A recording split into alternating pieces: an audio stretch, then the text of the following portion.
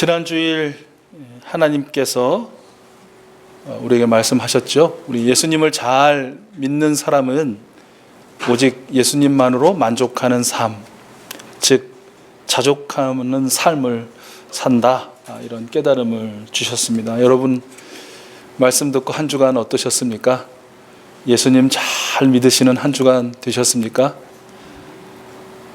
여러분을 위한 하나님의 사랑이 그리고 은혜가 충분하셨습니까?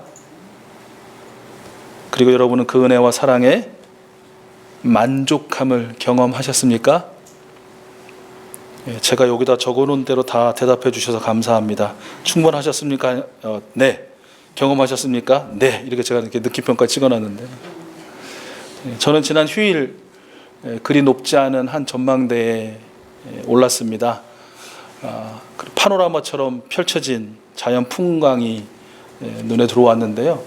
그야말로 파란 하늘, 이게 파란 하늘이 아니라 정말 파란 하늘, 그리고 새하얀 뭉게 구름들, 아직은 푸르른 산, 그리고 황금빛으로 물들어가는 들녘, 굽이쳐 흐르는 강물, 그리고 그 모든 것들이 눈부시게 빛나게 하는 태양까지, 참으로 그 찬란하고 아름다운 광경에 자연스럽게 탄성이 흘러나왔습니다. 그리고 탄성 뒤에 제가 이런 고백을 하게 되었는데요. 그 고백은 주님 이미 충분합니다 였습니다. 우와 하는 탄성 다음에 바로 주님 이미 충분합니다, 이런 고백이 정말 무의식적으로 터져 나오더라고요. 왜 그랬을까요? 왜 저는 이런 고백을 무의식적으로 터뜨렸을까요? 그냥 미루어 짐작해보면 아실 수 있죠. 그렇죠? 만족을 못하는 거죠. 무엇인가가 불충분하다고 생각했다는 것입니다. 그리고 그 불충분한 것 때문에 불만족함이 있었다는 것이죠. 실컷 하나님께서 말씀을 깨닫게 하셨습니다. 하나님께서 그리 살라고 했으니까 그렇게 살겠습니다 하고 나흘이 지난 시점이었거든요. 저는 그렇게 산 줄 알았어요. 불만족 없이, 불만 없이 만족하고 자족하고 충분하다고 느끼며 그렇게 의식하며 사는 줄 알았는데, 막상 딱 그 광경을 보면서 우와 하고 충분합니다 주님 이러는 거 보니까 제 의식 밑에, 그리고 제 가장 밑바닥에 깔려있는 마음은 그래도 주님 조금은 충분하지 않은 것 같습니다. 좀 불만스러운 것들이 있는 것 같습니다. 이랬던 것 같아요. 주님 차고 넘치도록 아니라 그저 충분하게만 해달라는 것이 잘못인가요? 그렇게 묻는 저에게 그날 그 시간 그 자리에서 주님이 응답해 주셨습니다. 그리고 주님의 그 응답에 저는 고백할 수밖에 없었던 것이죠. 주님 이미 충분합니다. 그리고 주님의 은혜가 제게 족합니다. 아마 이 고백은 저만의 고백, 또 저만의 경험은 아니라고 생각합니다. 지난 한 주간을 살아가셨던 여러분, 우리 익수수 가족들 한 분 한 분의 경험이고 실제고 또한 고백인 줄로 믿습니다.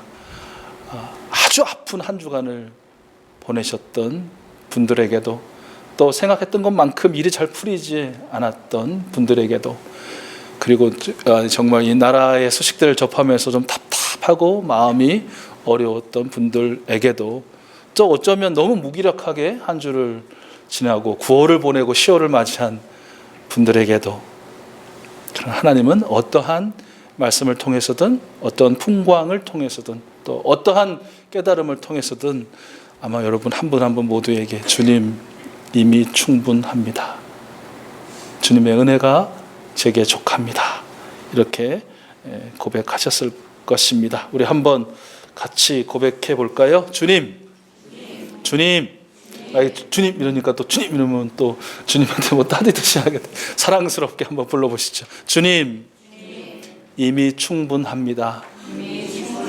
이미 충분합니다. 주님의 은혜가 제게 족합니다. 제게 족합니다. 아멘. 이 고백을 우리 하나님께서 또 기쁘게 받으시고요. 그래, 내가 너에게 더한 만족과 더한 은혜를 베풀어 주마, 이렇게 또한 응답해 주실 줄로 믿습니다. 체험케 해 주실 줄로 믿습니다. 그런데 여기 이미 충분하다, 만족스럽다 하지 않고 부족합니다, 연약합니다, 주님 더해 주소서, 채워 주소서 간구하고 간구해야 할 신앙의 덕목들이 좀 있을 것 같습니다. 그 중에 하나를 꼽으라면 바로 믿음입니다. 여러분의 믿음은 충분하십니까? 더 크지 않아도, 더 강하지 않아도 넉넉한 믿음의 소유자들이십니까? 이건 아니라고, 제가 여기 아닙니다 이렇게 가로치고 써놓지는 않았지만 다 그런 표정이신데요. 오늘 말씀 함께 읽으셨는데요. 예수님의 핵심 제자들을 뭐라고 불렀을까요? 사도. 지금 읽으셨잖아요, 그죠? 사도들이 5절에서 예수님께 무엇을 더하여 달라고 요청하고 있죠? 믿음을 더해 달라고 그렇게 요청하고 있습니다. 이미 예수님에 대한 믿음을 그들은 가지고 있었을까요? 아니면 전혀 가지고 있지 않았을까요? 가지고 있었죠. 어떤 믿음입니까? 예수님이 살아계신 하나님의 아들이심을 믿는 믿음. 그가 모든 생명을 죄와 사망에서 구원하실 그리스도이심을 믿는 믿음. 바로 그 믿음이죠. 그리고 그 믿음이 그 이론적이고 또한 이성적인 믿음이 아니고 수년여간에 걸친 예수님과의 동고동락, 공동생활의 경험을 통해서 그 많은 기적과 기사와 이적을 통해서 체험한 믿음 아니겠습니까? 그 믿음이 제자들의 핵심 그룹인 사도들에게 특별히 있었다는 것이죠. 그런데 그 믿음 위에 믿음을 더하여 달라고, 더 크고 더 많고 더 강한 믿음을 더해 달라고 지금 사도들은 예수님께 요청하고 있는 것 같습니다. 어느 찬송가 후렴구에 있는 것 같죠. 이 제자들의 요청을 아마 그 찬송가의 가사로 사용한 것 같은데, 예수 예수 믿는 것은 받은 증거 많도다. 예수 예수 귀한 예수 믿음 더욱 주소. 같이 해볼까요? 예수 예수 믿는 것은 받은 증거 많도다. 예수 예수 귀한 예수 믿음 더. 다시 한번 할 텐데요. 받은 증거 많다면 더 크게, 예수 예수 믿는 것은 받은 증거만. 믿음을 더 원하신다면 더 크게, 예수 예수 귀한 예수 믿음 더욱 주소서. 참 아름다운 바람이고 또 간청이 아니겠습니까? 그 무엇이 아닌 믿음을 더하여 달라는 것이니 이 말입니다. 우리가 예수님께 간구하는 내용 중에 얼마나 믿음을 더하여 달라고 기도하는가를 생각하면 사도들의 이 간구가, 이 간청이 얼마나 귀해 보이는지 모릅니다. 자, 사도들의 이 귀하고 아름다운 간청을 들으신 예수님은 어떻게 응답하셨어야 맞을 거라고 생각하십니까? 여러분이 예수님이시라면 어떻게 응답하셨을 것 같으세요? 당연하죠. 이야, 역시 너희들은 제자들 중에 제자들, 핵심 제자들이 맞구나. 믿음을 더하여 달라는 너희들의 간청이 참으로 귀하구나. 내가 너희들이 원하는 대로 믿음을 더하여 주되 갑절의 믿음을 더하여 주마. 아니, 얼마만큼의 믿음을 원하느냐? 내가 그만큼의 믿음을 충만케 해주겠다. 뭐 이러지 않으셨을까요? 적어도 저희라면 그런 믿음을 줄 수 있는 저희도 예수님의 입장이라면. 그런데 우리 읽으셨지만 예수님의 응답은 그런 응답이 아니셨죠, 그죠? 우리 말씀을 보시고 우리 6절 어떻게 말씀하셨는지 다시 한번 읽어보겠습니다. 시작. 주님께서 말씀하셨다.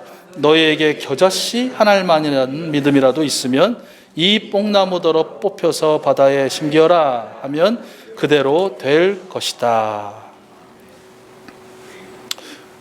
이 예수님의 말씀의 뉘앙스 한번 여러분 상상해 보시죠. 지금 예수님은 어떤 표정을 지으시고 이 말씀을 하실 것 같으세요? 또 이 말씀의 예수님의 음색은 따뜻함과 차가움 사이에 어느 정도였을 것이라고 상상이 되시나요? 한번 여러분 예수님의 입장에 한번 빙의를 한번 해보시고 여러분이 느껴지시는 감정, 표정, 음색을 담아가지고 한번 곁에 계신 분에게 한번 들려줘 보실래요? 이 6절 말씀을 너희에게부터 시작해서 그대로 될 것이다까지 한번 들려줘 보세요. 17초 드릴게요.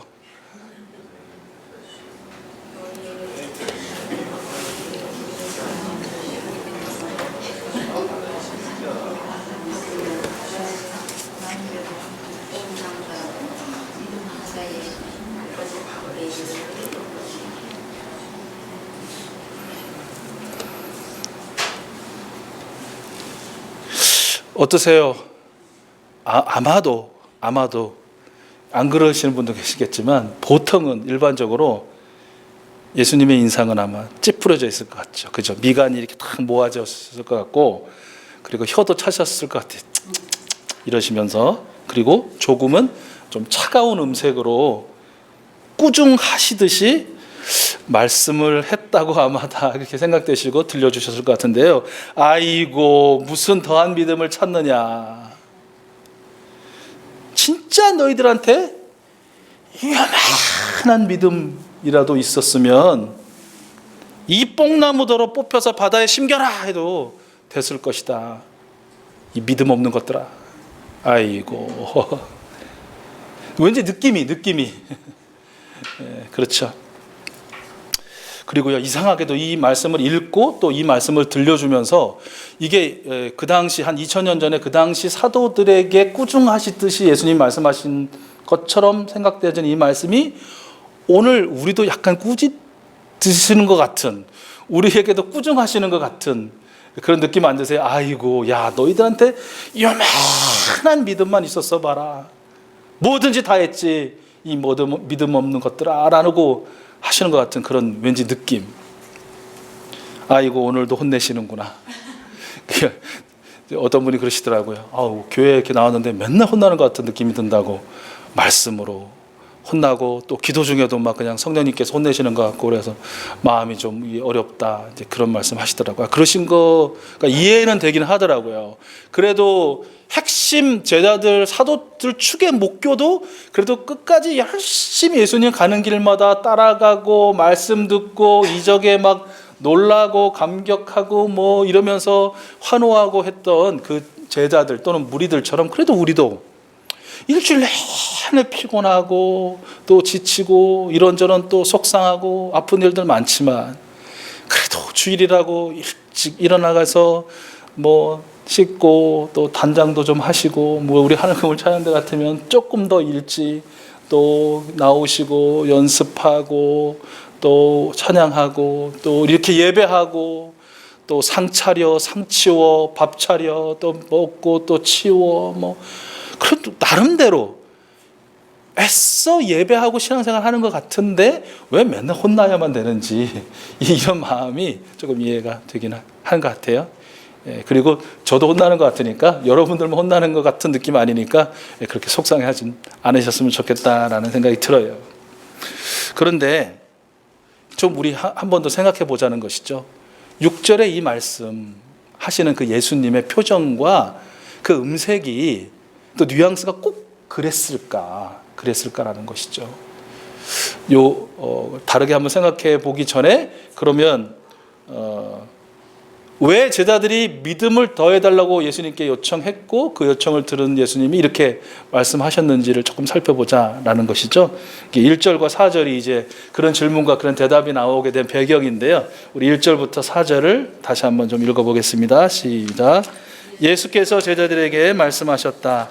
걸려 넘어지게 하는 일들이 생기지 않을 수는 없지만 그러한 일들을 일으키는 사람은 화가 있다. 이 작은 사람들 가운데 하나를 걸려 넘어지게 하는 것보다 차라리 자기 목에 큰 맷돌을 매달고 바다에 빠지는 것이 나을 것이다. 너희는 스스로 조심하여라. 믿음의 형제가 죄를 짓거든 꾸짖고 회개하거든 용서하여 주어라. 그가 내게 하루에 7번 죄를 짓고 7번 내게 돌아와서 회개하오 하면 너는 용서해 주어야 한다. 그랬습니다. 예수님께서는 이제 제자들에게 두 가지를 말씀하셨죠. 명령하신 거죠. 첫 번째 명령은 무엇입니까? 작은 자를 실족시키지 말아라 라는 그런 명령입니다. 작은 자는 문자적으로 어린아이이거든요. 어린아이를 실족시키지 말아라는 말씀이라기보다는 지금 거기 모인 제자들, 예수님을 따르는 무리들을 향해 말씀하신 것이니까 믿는 사람들 중에 특별히 막 믿기 시작했든지 아니면 오래 믿었어도 마음이 약하고 몸이 약하고 또 심령이 약한 사람들이 있잖아요. 그죠? 우리가 보통 이제 어리다, 연약하다라는 표현을 쓰는데 그런 사람들이 시험에 빠지게 하지 말아라. 그런 사람들에게 말과 행동으로 걸림돌이 되지 말아라. 그런 말씀이에요. 그런데 예수님께서는 말씀하세요. 어떤 전제를 까시냐면 근데 그런 일이 없을 수는 없다라는 거예요.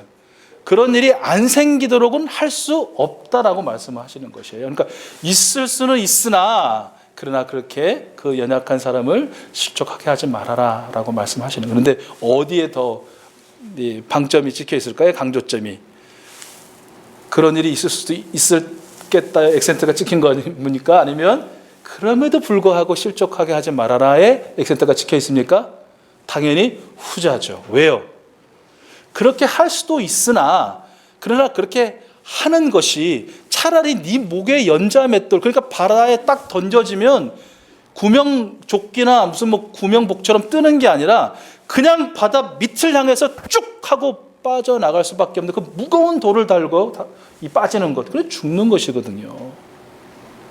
네 목숨을 내어주는 것이 나을 정도로 너한테 화가 있다는 것을 의식하고 인식하고 늘 살피고 조심하며 살아라 라고 그렇게 예수님께서 명령하신 것이거든요.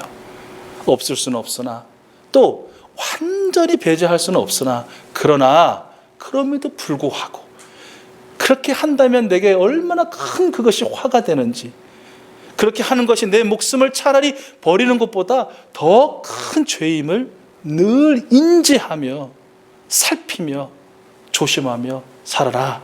우리 예수님 말씀해 주신 것이죠. 또 다른 하나의 명령은 무엇입니까? 용서하되 온전히 용서하여라 라는 것이죠.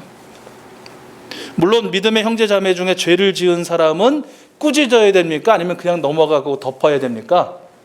꾸짖어야 합니다. 경책하고 경계해야 합니다. 교회에서 이루어져야 할 많은 일들 중에 7위라는 부분이 바로 그것입니다. 죄라면 반드시 짚고 경책하고 경계하고 넘어가야 되는 것이죠.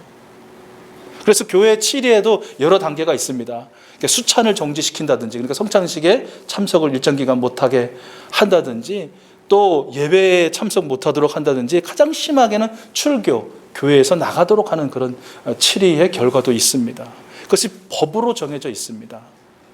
죄에 대한 것들 반드시 경책하고 경계하고 꾸짖어야 합니다. 그런데 오늘 예수님의 이 말씀에도요, 죄를 지으면 꾸짖어의 액센트가 찍혀 있나요? 그러나 그럼에도 불구하고 회개하거든 용서하라의 액센트가 찍혀 있나요? 당연히 후자입니다. 예수님 그것을 더 강조하고 있는 것이에요. 죄에 대한 꾸짖음 마땅하나 그러나 그가 회개하면, 즉 후회하고 돌이키고 자신의 죄로 인한 여러 상처와 손해와 아픔이 있다면 그것을 갚으려고 애쓰는 그런 회개하는 형제 자매는 용서해야 한다는 것이에요.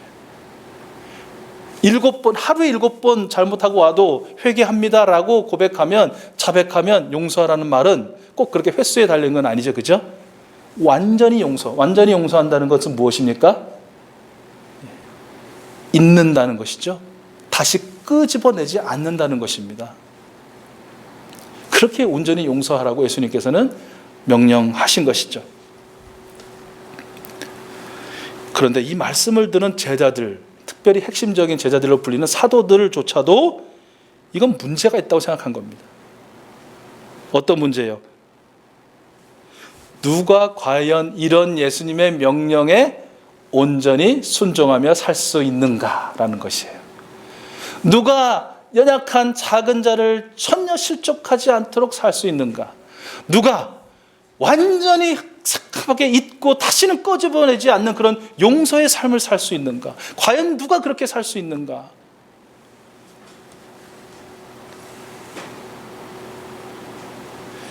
그래서 이런 관점에서 보면 사도들의 간청은, 믿음을 더하여 주십시오라는 간청은 아마도 이런 의미가 담겨져 있을 것 같아요. 예수님, 그렇게는 못 삽니다.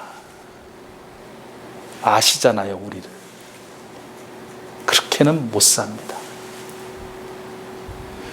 거기에서만 그치면 아마 예수님께 꾸중을 듣고 예수님께서 막 인상을 찌푸리고 화를 내시고 차가운 음성으로 막 이렇게 질책하시는, 이 믿음도 없는 것들아 뭐 이러실 것 같은데, 그러나 제자들의 이 믿음을 더하여 주소서라는 간청에는 예수님, 우리 아시잖아요.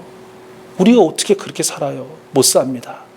하오나, 그러나 예수님이 그리 살 수 있는 믿음을 우리에게 더하신다면, 그리 살 수 있는 믿음의 능력을 우리에게 베풀어 주신다면, 주님, 저희 그렇게 살고 싶습니다. 이 마음을, 이 제자들의 마음을 예수님께서는 아시고 또 마음으로 그것을 받아들이시지 않았었을까라는 것이죠. 이러한 사도들의 마음을 읽으신 예수님이시라면 6절의 말씀을 하실 때 우리가 보통 상상하고 들려주고 또 그렇게 느끼는 그러한 뉘앙스보다는, 요즘 젊은 분들 많이 얘기하시는데, 요즘 젊은 분들은요 70대 80세 어르신들에게도 이런 용어를 씁니다. 아우 귀여우셔. 옛날 생각하면, 아니 20대 아직 머리에 피도 안 마른 어르신들을 향해서 귀엽다라는 단어를 쓰는 것이 굉장히 좀 뭐랄까, 예의도 없고 막 이런 것 같이 보이는데, 우리 젊은 분들에게 귀여우셔, 귀엽다라는 표현은 어떤 의미인가요? 지휘자님, 혹시 이렇게 귀여우시다, 귀엽다, 제가 지금 말은 하긴 했는데 이게 정확한 의미가 뭔지 저도 잘 몰라가지고 쓰시잖아요, 그죠? 네, 어떤 의미일까요? 멋있다랑 네. 예쁘다랑은 좀 다른 거 있는 것 같아요.